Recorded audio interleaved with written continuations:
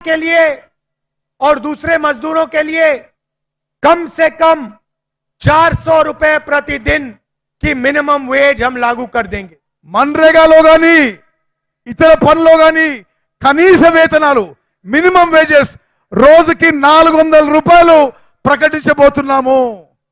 और पांचवा वायदा शायद सबसे जरूरी और ऐतिहासिक वायदा, ఐదో మిచ్చిన మాట చాలా పెద్ద విషయం, ఇదందరూ మీరు జాగ్రత్తగా వినాలని కోరుకుంటున్నా। हिंदुस्तान में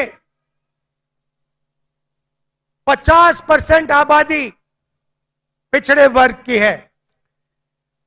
భారతదేశంలో 50% జనాభా వెనుకబడి తరగతున్న వాళ్ళు, 15% आबादी दलितों की है, 15% జనాభా దళితులు ఉన్నది, 8% आबादी आदिवासियों की है, 8% గిరిజనులు ఆదివాసులు ఉన్నారు, 15% आबादी माइनॉरिटीज की है, 15% మైనారిటీల జనాభా ఉన్నది, और 5% आबादी गरीब जनरल कास्ट की है। 5% జనాభా మరి నిరుపేదలు జనరల్ కేటగిరీ వాళ్ళు ఉన్నారని చెప్పి నేను మనం చేస్తున్నాను। अगर आप इन सबको मिला दें तो 90% आबादी इन लोगों की बनती है। ఇవన్నీ మీరు కలిపితే 90% జనాభా ఇప్పుడు నేను చెప్పిన కేటగిరీస్ లో వస్తారు। मगर आप अगर हिंदुस्तान के संस्थाओं को देखो, इंस्टीट्यूशंस को देखो, बड़ी बड़ी कंपनियों को देखो, तो इनमें से आपको कोई भी उन कंपनियों में, उन इंस्टीट्यूशंस में, उन संस्थाओं में नहीं दिखाई देता। ఈ 90% జనాభా నుంచి ఇప్పుడు వ్యవస్థలో ఇన్స్టిట్యూషన్స్ లో ఎవరు మీకు అవుపడరు। मीडिया की सबसे बड़ी कंपनी की लिस्ट निकालिए, उनके मालिकों में आपको एक पिछड़ा वर्ग का व्यक्ति, एक दलित, एक आदिवासी नहीं मिलेगा। మీడియా కంపెనీలను చూస్తే మీడియా కంపెనీ ఓనర్లు ఎవరు కూడా బీసీలు గాని, ఎస్సీలు గాని, ఎస్టీలు గాని మీకు అవుపడరు। हिंदुस्तान की सबसे बड़ी 200 कंपनियों के मालिकों की लिस्ट निकालिए, భారతదేశంలో మీరు పెద్ద కంపెనీల లిస్ట్ చూస్తే ఈ ఎరుకబడిన వర్గాలు ఎవరు అవుపడరు। उसमें आपको एक पिछड़ा वर्ग का व्यक्ति नहीं मिलेगा। భారతదేశంలో ఉన్న పెద్ద కంపెనీల్లో బీసీ, ఎస్సీ, ఎస్టీ ఓనర్స్ ఎవరు మీకు అవుపడరు। एक दलित नहीं मिलेगा, एक गरीब जनरल कास्ट का नहीं मिलेगा, एक माइनॉरिटी नहीं मिलेगा, एक आदिवासी नहीं मिलेगा। ఒక్క దళితుడు గాని, ఒక్క ఆదివాసి గాని, ఒక్క మైనారిటీ గాని ఎవరు కూడా ఈ ధనవంతుల లిస్ట్ లో మీకు దొరకరు।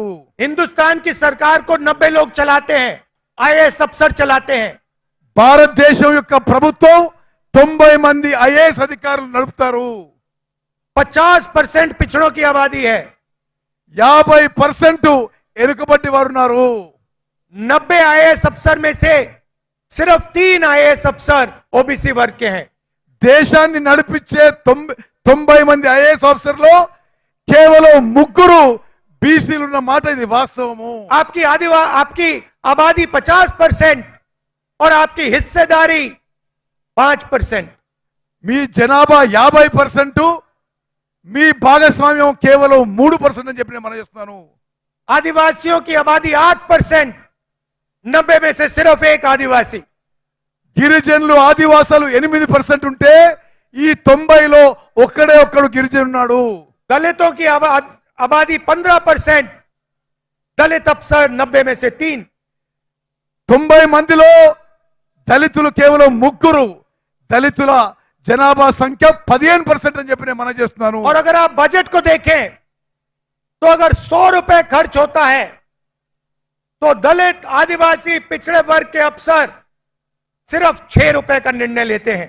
మీరు బడ్జెట్ చూస్తే ఖర్చు అయ్యే 100 రూపాయల్లో కేవలం 6 రూపాయలు బీసీ, ఎస్సీ, ఎస్టీ ఆఫీసర్స్ ఖర్చు పెడుతున్నారని చెప్పి నేను మనం చేస్తున్నాను। तो सच्चाई ये है भाइयों और बहनों कि हिंदुस्तान की 90% आबादी की इस देश में हिस्सेदारी है ही नहीं। అంటే దేశంలో 90% జనాభా ఉన్న బీసీ, ఎస్సీ, ఎస్టీ మైనారిటీలకి దేశంలో సరి అయిన భాగస్వామ్యం లేదు అని చెప్పి నేను మనం చేస్తున్నాను। किसी को चोट लगती है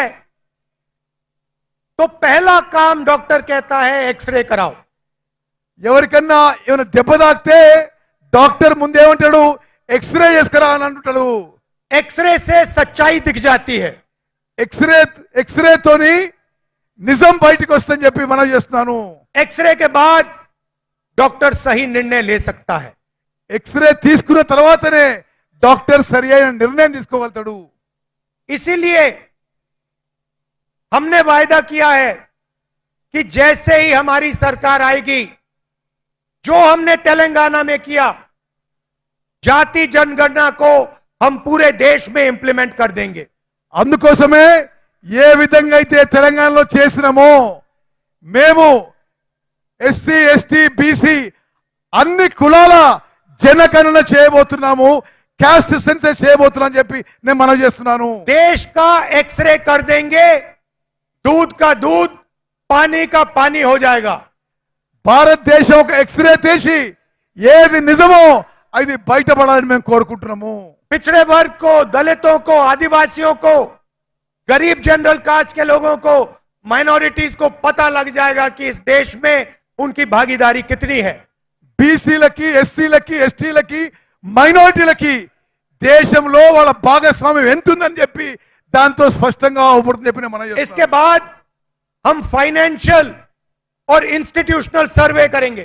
అదే విధంగా ఆర్థిక పరమైన వ్యవస్థాపకమైన సర్వే కూడా చేయించబోతున్నాము. ये पता लगाएंगे कि हिंदुस्तान का धन किसके हाथों में है, कौन से वर्ग के हाथ में है। ఈ విధంగా భారతదేశం యొక్క ధనము ఏ వర్గం దగ్గర ఉంది, ఎక్కడుందో మేము తెలుసుకుంటాము. और इस ऐतिहासिक कदम के बाद हम क्रांतिकारी काम शुरू करेंगे। ఈ చారిత్రాత్మక అడుగు వేసిన తర్వాత కొన్ని విప్లవాత్మక మార్పులు తీసుకురాబోతున్నాము. जो आपका हक बनता है वो हम आपके लिए आपको देने का काम करेंगे। మీ హక్కు అయితే ఏది ఉందో మీ హక్కు ప్రకారం మీకు ఇవ్వబోతున్నాని చెప్పి నేను మనవి చేస్తున్నాను. चाहे वो मीडिया हो, ब्यूरोक्रेसी हो, हिंदुस्तान की सब संस्थाएं हो, वहां हम आपकी जगह बनाकर आपको हिस्सेदारी देंगे। భారతదేశంలో ఉన్న అన్ని సంస్థలు, బ్యూరోక్రసీ కానీ, మీడియా కంపెనీలు కానీ, ఇతర సంస్థల్లో కూడా ఎవరి భాగస్వామ్యం ఎవరికి వచ్చే విధంగా మేము అడుగులు తీసుకుంటామని చెప్పి నేను మనవి చేస్తున్నాను. भाइयों और बहनों, आप जानते हो कि यहां आपके पिछले चीफ मिनिस्टर ने सरकार कैसे चलाई थी। మిత్రులారా, మీకు తెలుసు గతంలో ఉన్న ముఖ్యమంత్రి ఏ విధంగా ప్రభుత్వం నడిపించిండో మీరు